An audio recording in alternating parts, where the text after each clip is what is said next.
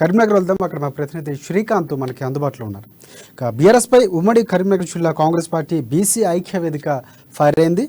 BRS party విధి విధానాలను ఎండగట్టింది కాంగ్రెస్ లీడర్లు. అలాగే బీసీ ఎస్సీ ఎస్టీలకు కాంగ్రెస్ పార్టీలోనే న్యాయం జరిగిందని కూడా విహెచ్ చెప్పినటువంటి పరిస్థితి కనిపిస్తుంది. బడుగు బలహీన వర్గాల వారిని అధ్యక్షులుగా చేసింది కాంగ్రెస్ పార్టీ అని కూడా విహెచ్ చెప్పినటువంటి పరిస్థితి కనిపిస్తుంది. అధికారంలోకి వచ్చాక బీసీలను ఎవరూ పట్టించుకోవడంతో కూడా ఒకంత అసహనాన్ని వ్యక్తం చేశారు విహెచ్. దీనిపై పూర్తి అప్డేట్స్ అందిస్తారు మా ప్రతినిధి శ్రీకాంత్. శ్రీకాంత్ చెప్పండి. Thank you Rajasekhar.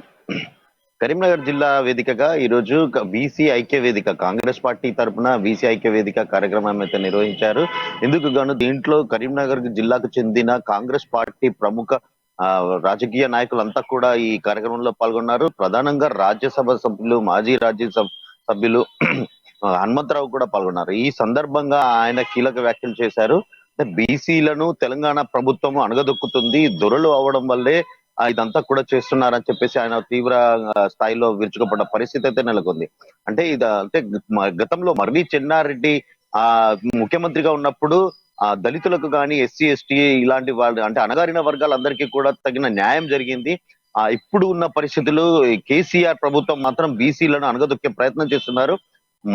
మైనారిటీలతో పాటు మిగతా వర్గాలను మాత్రం చేరదీసిన పరిస్థితి అయితే ఉంది, కానీ బీసీలను అణగదొక్కే పరిస్థితి అయితే ఉంది అని చెప్పేసి ఆయన ఒక అసహనం అయితే వ్యక్తం చేశారు. ఇందుకు గాను వేదికగా ఒక ఐక్య వేదిక, బీసీ ఐక్య వేదిక వేదికగా చేసుకొని వీళ్ళంతా కూడా ఒక కార్యాచరణ రూపొందించుకుంటున్నారు.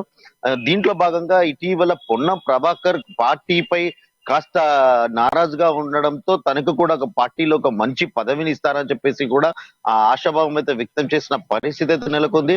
అంటే భవిష్యత్తులో బీసీలు పెద్దపీట వేయాలని చెప్పేసి కాంగ్రెస్ పార్టీ అధికారంలోకి వస్తేనే అణగారిన వర్గాలను ఏదైతే అభివృద్ధికి చెందే దిశగా కూడా కేవలం కాంగ్రెస్ పార్టీతోనే సాధ్యం అని చెప్పేసి కూడా వాళ్ళు స్పష్టం చేసిన పరిస్థితి.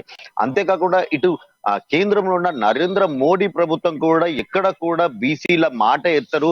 అసలు ఎప్పుడు కూడా బీసీలకు సంబంధించి ఎలాంటి ఆలోచన అంటే దాదాపు దేశంలో బీసీల జనాభా లెక్కల ప్రకారం, జనగణన ప్రకారం బీసీలు అధికంగా ఉంటారు.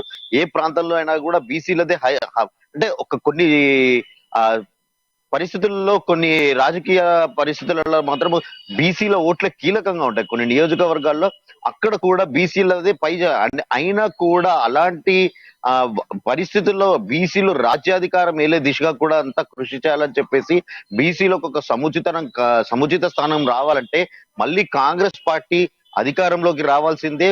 సోనియా గాంధీ నేతృత్వంలో గతంలో పదవులు వచ్చినప్పటికీ కూడా తాను తునప్రాయంగా కూడా వదిలేసిన పరిస్థితి నెలకొంది. అంటే కాంగ్రెస్ పార్టీకి సంబంధించి ఒక త్యాగాల పార్టీ అని చెప్పేసి కూడా ఆయన కొనియాడిన పరిస్థితి అయితే నెలకొంది రాజశేఖర్. రైట్. ఏదైతే బీసీకి సంబంధించినటువంటి ఈ కార్యాచరణ కమిటీ ఏదైతే సంబంధించి ఈరోజు అయ్యిందో దీనికి సంబంధించి ఎవరెవరు పాల్గొన్నారు? విహెచ్తో పాటు ఎవరైనా ముఖ్య నేతలు పాల్గొన్నట్లు తెలుస్తూ ఉంది. అంటే ప్రధానంగా చూసుకుంటే గతంలో జరిగినటువంటి కొన్ని బీసీ మీటింగ్లో కూడా వారు ఐక్య మీటింగ్లో చెప్తున్నటువంటి ప్రధాన విషయం ఏంటంటే 60 నుంచి 70% వరకు రాజకీయాల్లో స్థానం కల్పించాలి, సీట్లు బీసీలకు కేటాయించాలని చెప్పినటువంటి పరిస్థితి. అలాంటి అంశాలు ఏమైనా ఈరోజు వచ్చినటువంటి పరిస్థితి కనిపిస్తుంది సభకు సంబంధించి? తప్పకుండా రాజశేఖర్. అంటే కరీంనగర్ ఉమ్మడి జిల్లాకు సంబంధించిన బీసీ నాయకులంతా కూడా ఎమ్మెల్యే శ్రీధర్ బాబుతో పాటు మాజీ ఎమ్మెల్యేలతో కానీ అంటే కాంగ్రెస్ పార్టీకి చెందిన ప్రముఖ రాజుగా జీవన్ రెడ్డి, ఎమ్మెల్సీ పట్టభద్రుడు ఎమ్మెల్సీ జీవన్ రెడ్డితో పాటు జిల్లాకు చెందిన క్యాడర్ అంతా కూడా అంటే ముఖ్య నాయకులంతా కూడా ఈ ఐక్య వేదికలో హాజరవడం జరిగింది. ప్రధానంగా విహెచ్ ఒక లక్ష్యంగా పెట్టుకున్నారు. రాష్ట్రమంతటా కూడా పర్యటించి ఇదంతా బీసీలను ఒక ఐక్యం చేసి రాబోయే ఎన్నికలలో బీసీ రాజ్యాధికారం దిశగా కూడా తను కృషి చేస్తున్నానంటూ కూడా అంటే గతంలో రెడ్డి సామాజిక వర్గానికి చెందిన వాళ్ళు, దొరలు ఇలాంటి వాళ్ళు కూడా రాజ్యాధికారం చేజిక్కించుకుంటున్నారు.